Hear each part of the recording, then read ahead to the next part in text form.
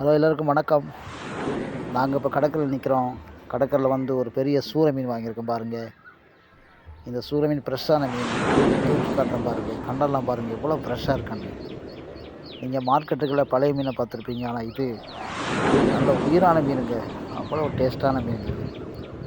ஆனால் கொஞ்சம் ஏற்கனவே பதிவில் கொடுத்துருந்தேன் தான், நீங்கள் யாராவது சாப்பிடுங்க யாரும் சாப்பிடுவான்றதை. ஆனால் இந்த மீனை இப்போ எங்கள் தங்கச்சி வெட்ட போகிறாங்க பாருங்கள் மீன். பார்த்துங்க எப்படி வெட்டுறாங்கன்னு பார்த்துங்க.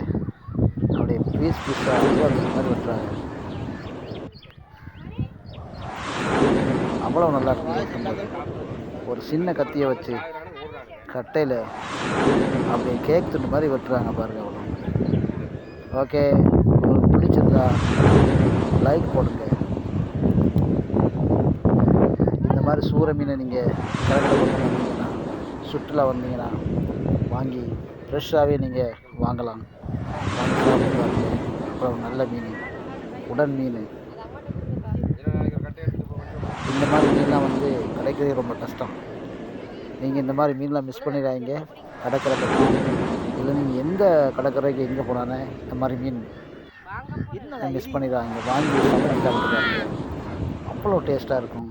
ஆனால் இதில் இந்த அலர்ஜி உள்ளவங்க மட்டும் நீங்கள் நம்ம தவிர்ப்பாங்க. அவங்களுக்கு மட்டும் ஒத்துக்காது.